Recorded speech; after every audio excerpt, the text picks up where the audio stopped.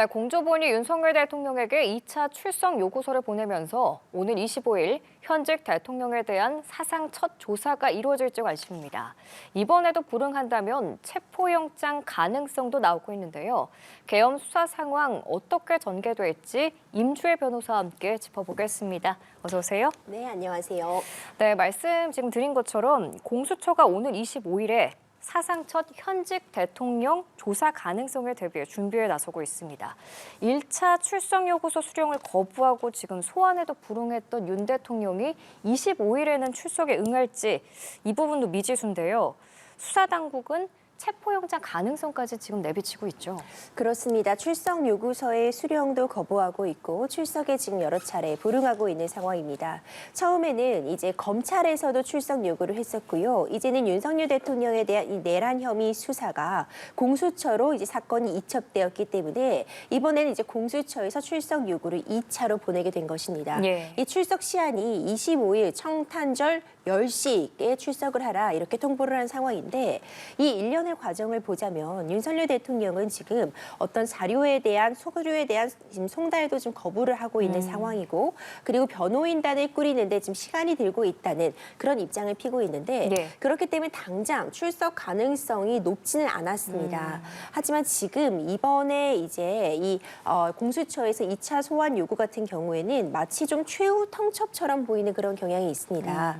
지금 다른 주요 관계, 주요 업무를 담당했던 종사자들이 모두 지금 구속 상태에서 네. 대부분 구속 상태에서 수사를 받고 있고 그리고 결국 이렇게 여러 차례 소환에 불응하게 되면은 결국 영장 청구 가능성, 그러니까 체포 영장이 발부될 가능성까지도 점쳐가 되고 있어서 윤석열 대통령 입장에서도 이번 2차 소환 요구에 대해서 그냥 무시하기에는 리스크가 상당하다 이런 이야기가 나오고 있고요. 예. 이 2차 통보에 응할지는 여전히 지금 미지수라고 볼 수 있겠지만 네. 확실한 부분은 이렇게 소환 요구에 대한 거부가 반복되게 된다면 적어도 영장 발부에 의한 요건 중에서 제대로 수사에 지금 임하지 않고 있다거나 네. 아니면 증거인멸의 우려가 있다는 점이 더 강조될 수 있기 때문에 그렇게 비춰질 수 있는 거죠. 그렇죠. 결국 이런 부분들이 반복되게 된다면 영장 발부의 어떤 가능성 역시도 높아져서 이 부분에 대해서 좀 심사숙고해서 결정할 필요성이 있다. 이렇게 평가할 수 있습니다. 네, 2차 통보를 무시하게 된다면 그 리스크가 크다라고 말씀을 해주셨는데 그럼 만약에 윤 대통령이 출석 의향을 밝히게 되면 공수처가 아닌 뭐 제3의 장소에서도 조사가 이루어질 수도 있다는 관측이 나오는데 이 부분에 대해서는 어떻게 보세요? 그렇죠. 이제 과거에 이 박근혜 전 대통령이 이제 문제가 됐던 그때도 이제 탄핵이 이루어진 다음에 전직 대통령 신분으로 검찰 포토라인 앞에 섰던 적은 있습니다. 예. 이전에 대통령들이 이런 수사를 받을 때 다들 전직 대통령의 신분으로서 검찰의 포토라인 앞에 섰던 경험은 있는데 어쨌든 지금 직무가 정지되어 있었지만 예. 현직 대통령 신분으로 검찰의 포토라인 앞에 서는 경우는 없었거든요. 그렇죠. 이제 이런 점들을 감안할 때 현재 수사 방식은 여러 가지가 거론이 되고 있습니다. 직접 이 공수처에 출석하는 방식도 물론 가능하지만 이것이 사실 부담감이 상당할 수 있거든요. 그렇기 때문에 제3의 장소에서 이 공수처의 이 수사 요원들이 오히려 그 장소를 방문해서 하는 수사라던가 일단 1차적으로는 서면으로 어떤 답변을 받는다거나 이런 부분들도 사실 고려는 될 수 있을 것으로 네. 보입니다. 하지만 여전히 일단 이 출석 요구에 대해 응할지 자체 여부가 굉장히 미지수이고 예. 지금 윤석열 대통령이 받고 있는 혐의가 이제 내란에 대한 형사 재판도 지금 대비를 해야 되는 그런 상황 그리고 이제 탄핵 심판 이런 부분에 대해서 좀 대규모의 변호인단이 필요한 상황에서 아직까지 구체적으로 이 변호인단이 일부 외에는 밝혀지고 있지 예, 않아서 시간이 더 필요하다 이런 입장을 다시 한번 밝힐 가능성도 남아 있습니다. 예, 과연 25일에 출석에 응할지 지켜보도록 하고요. 27일로 다가온 탄핵 심판 청구인과 피청구인 측 양측 대진표가 드러나고 있습니다. 국회 측에서 먼저 준비를 완료했는데 이 부분 좀 자세히 짚어주신다면요. 그렇죠. 이제 앞으로 27일에 변론 준비 기일이 헌법재판소에서 열리게 예. 됩니다. 이제 탄핵 심판의 시계가 돌아가고 있는데 그 중에 이제 첫 단추, 첫 쌉을 떠는 그런 준비 기일이 열린다 이렇게 볼 수 있습니다. 변론 준비 기일에는 이제 당사자가 출석하는 경우는 없고요. 대부분은 이제 변호인단이 나와서 앞으로 이 변론을 어떻게 진행해 나갈 것인지 어떤 그 계획을 밝히고 대략적인 그 체계를 잡아가는 그런 과정이라고 볼 수 있는데요. 예. 이제 청구인 측의 변호인단에 대해서는 이제 국회 측에서 먼저 준비를 좀 완료했다고 볼 수 있습니다. 대규모, 그러니까 17명 규모의 대리인단을 꾸몄는데 그 면면이 굉장히 화려하다고 평가할 수 있을 것 같습니다. 예. 먼저 이제 김희수 전 헌법재판관이 이제 이 전반적인 변론에 있어서 가장 주도적인 역할, 중심을 잡아줄 것이다 이렇게 밝히고 있고요. 예. 그리고 전 국가권익인권위원장 송두환 변호사와 이명박 내곡동 사저 당시 그 의혹에 대한 특검을 맡았던 이광범 변호사, 그리고 실무는 인하대학교 법학전문대학원 원장을 지냈던 이제 김진환 변호사가 맡을 것으로 지금 전해지고 있습니다. 예. 각각 이제 특검 출신 그리고 전 헌법재판관 이렇게 좀 이런 분야, 이 헌법재판소 특히 이 탄핵 심판 관련해서 상당히 경험도 가지고 있고 전문성을 가지고 있는 그런 변호인단으로 대규모 변호인단을 지금 꾸린 상태고요. 국회 측에서 먼저 일단 변호인단 선임을 마치고 이 변론 준비 기일 및 앞으로 있을 이 변론에 대해서 대비 체계를 먼저 갖췄다 이렇게는 평가할 수 있을 것 같습니다. 그 김희수 전 재판관은 박근혜 전 대통령 탄핵 심판에 참여를 했던 인물이죠. 그렇습니다. 그렇기 때문에 사실 이 분야에 더욱더 전문가다 이렇게 판단을 할 수 있을 것 같습니다. 예. 그러니까 헌법재판소라는 그 특수성을 고려할 때 헌법재판에 많은 이제 경험을 갖고 계신 분들이 그렇게 많다고 또 볼 수는 없거든요. 그렇죠. 하지만 특히 이 탄핵 관련해서 그리고 이 헌법재판의 실무와 관련해서 그러니까 노련한 경험치가 굉장히 높은 변호인단을 선임했다 이렇게 평가가 가능합니다. 네, 윤 대통령 측은 이 수사 대응과 탄핵 심판 변호인단을 나눠서 꾸린다고 하는데 일단 수사는 김홍일 전 방통위원장이랑 윤갑근 전 대구 고검장이 나선다고 알려졌고 또 박 전 대통령 대리인단으로 참여했던 최명성 법률 비서관도 거론이 되고 있거든요. 그럼 대리인단 윤곽은 언제쯤 다 드러날 거라고 보시나요? 사실 윤석열 대통령 입장에서는 지금 형사 쪽을 담당할 변호인단도 꾸려야 하고요. 예. 지금 당장 탄핵 심판이 진행되고 있기 때문에 탄핵 심판에 대응할 변호인단 그리고 언론과의 대응도 지금 필요해서 이 언론 쪽을 담당할 그런 변호사 사실 대규모 변호인단이 필요한 상황입니다. 그러니까 현재까지 드러난 윤곽은 일단 김홍일 전 방통위원장과 윤갑근 전 대구 고검장 그리고 최측근 정말 오랜 기간 함께 해온 것으로 알려진 석동현 변호사가 이제 언론 대응 정도를 예. 맡아주고 있는 그런 상황으로 평가되는데 그러니까 한마디로 정리해 보자면 지금 현재 윤석열 대통령은 최측근을 좀 기점으로 해서 변호인단을 꾸리고 있습니다. 예. 물론 이렇게 최측근으로 변호인단을 꾸릴 때의 장점이 분명합니다.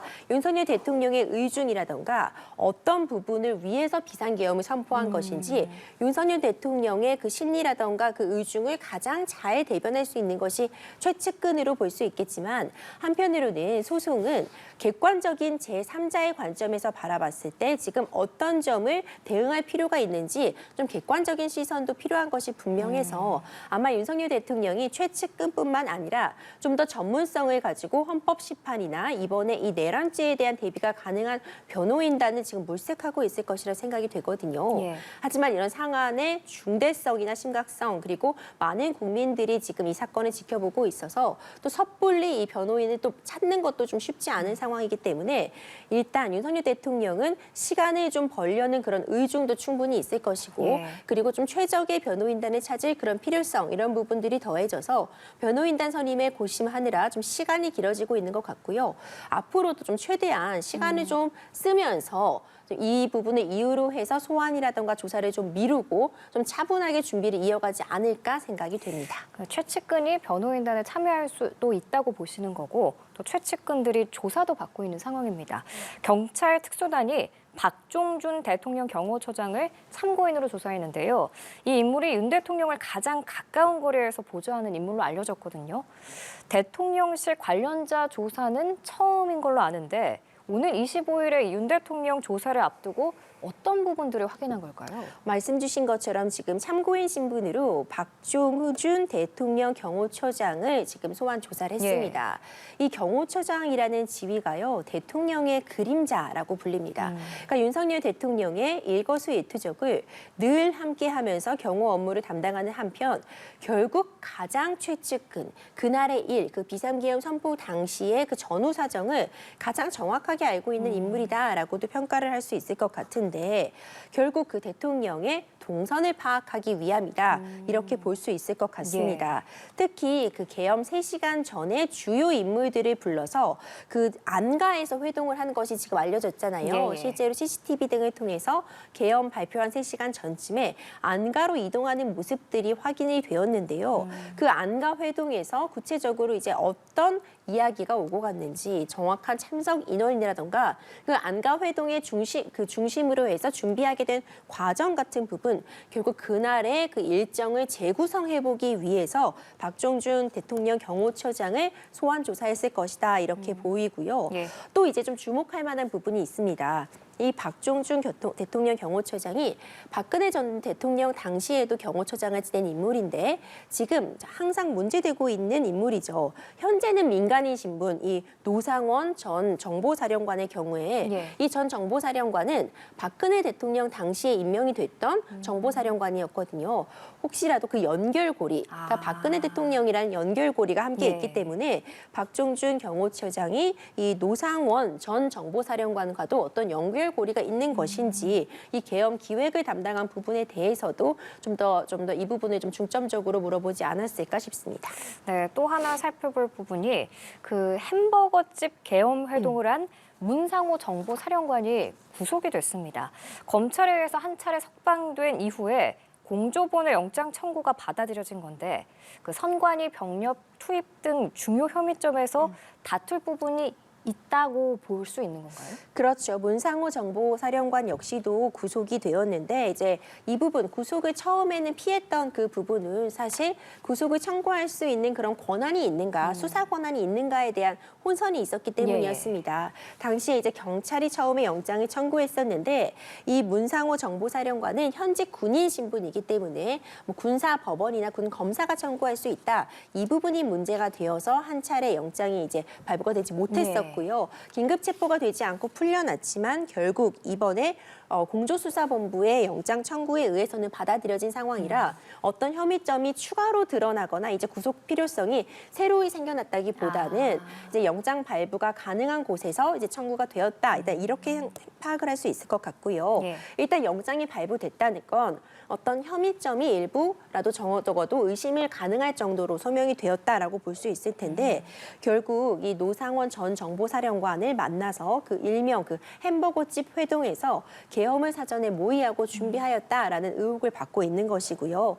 특히 선거관리위원회의 서버 확보에 관련해서 구체적으로 어떤 지시를 받고 이를 이행하려고 하였다. 이런 혐의가 지금 문제가 되고 있습니다. 그렇기 때문에 이 구속이 되었다는 건 이 부분에 대해서 좀 더 심도 있게 조사할 필요성이 있고 신병 확보의 필요성이 있다는 부분이 입증이 되었다고 평가할 수 있습니다. 네, 워낙 사안이 중대하고 또 많은 인물들이 연관이 돼 있다 보니까 시청자분들께서도 많이 헷갈리실 것 같아요.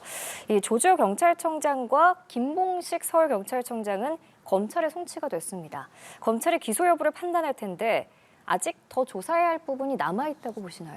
그렇죠. 이제 검찰에 송치가 되었습니다. 그러니까 수사를 일단락했다. 일단 어느 정도 혐의점들이 확인이 되었기 때문에 이제 기소를 위해서 검찰에 다시 한번 공을 넘긴 상태라고 볼 수 있을 것 같은데요. 물론 검찰이 기소 여부를 좀 판단하기 위해서 추가로 수사할 부분이 있다고 판단이 되면 추가로 수사를 하라고 보완을 명령을 할 수 있습니다. 이제 이 부분은 좀 지켜볼 필요성이 있겠지만 결국 조지호 경찰청장과 김봉식 서울경찰청장 같은 경우에는 구속 상태에서 지금 수사를 이어오고 있었거든요. 지금 이 영장 같은 부분에 이미 혐의점으로 적시되었던 부분이 이 내란 혐의에 대해서 주요 임무 종사자, 굉장히 중요한 업무를 맡아서 구체적으로 이 일에 가담하였다라는 혐의를 받고 있는데 실제로 뭐 국회를 봉쇄를 명령한 부분이라던가 아니면 국회의원을 뭐 끌어내라는 지시를 받아서 이런 부분들을 하위의 인력들에게 이제 지시한 부분이 있는지 이런 점들이 이제 확인이 된다면 주요 업무에 종사했다고 판단될 여지가 있기 때문에 예. 이런 부분에 대해서 얼만큼 소명이 되었는지 특히 조지호 경찰청장 같은 경우에는 변호인을 통해서 윤석열 대통령의 지시사항에 대해서 불응했다. 그래서 국회 출입을 막지 않았다. 이런 진술들을 하고 있어서 예. 주요 임무를 종사하지 않았다고 지금 반박을 하고 있는 상황이라 이런 혐의점들에 대해서 검찰에서 좀 더 들여보고 기소 여부는 결정할 것 같습니다. 네, 여기서 그 또 하나 궁금한 부분이 조지호 청장은 암 투병 중인 걸로 알려졌거든요. 그래서 변호인이 보석을 청구하겠다고 했는데 그러면 보석 인용 조건은 어떻게 되나요? 그렇죠. 사실 지금 일단 혈액암 투병 중이라는 예. 사실이 영장 청구 당시에도 밝혀졌었는데요. 그럼에도 불구하고 구속영장은 발부가 되었습니다. 하지만 이제 구속영장이 발부된 이후 이제 수사를 받는 과정에서 건강이 악화되어서 경찰병원으로 이제 이송이 되어 입원 상태에서 수사를 이어가고 있었거든요. 예. 이렇게 지금 구속이 되었다고 해도 건강상의 필요가 있다고 한다면 이제 병원으로 이송이 되어서 입원 상태에서 조사를 받는 것도 가능하고요. 하지만 워낙 이제 이 병이 위중하다거나 좀 외부에서 좀 지속적으로 치료를 받으면서 수사기관을 오가면서 치료를 받을 필요가 있다고 판단이 되면 예. 보석 청구는 충분히 가능해 보입니다.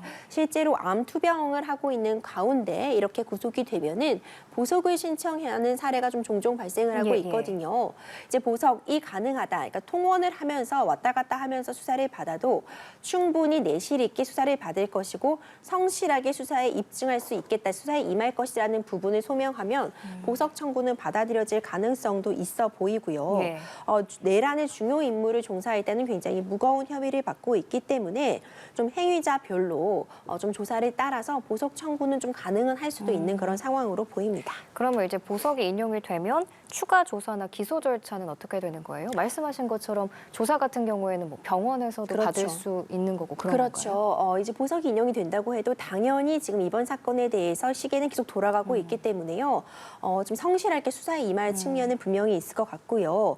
특히 이 방첩사 요청에 따라서 국회 일명 체포조, 국회의원들을 체포하라고 구체적으로 지시했다는 굉장히 이것이 만약 인정이 된다거나 입증이 된다면 내란의 혐의에 좀 더 다가갈 수 있는 굉장히 중요한 진술들을 지금 조지호 경찰청장이나 김봉식 서울경찰청이 좀 이 수사를 통해서 밝혀질 부분들이 있기 때문에 이런 부분은 보석이 되더라도 수사가 이어지고 기소 여부에는 변함이 없을 것이라고 봅니다. 예, 말씀드린 것처럼 사안이 워낙 복잡하다 보니까 여러 인물들이 등장하고 있습니다. 공수처가 이 김용현 전 국방장관의 사실상 수행비서로 지목된 민간인 양모 씨를 소환했는데요. 과거 인연으로 김 전 장관의 공관에서 집사 역할을 해온 걸로 알려졌습니다.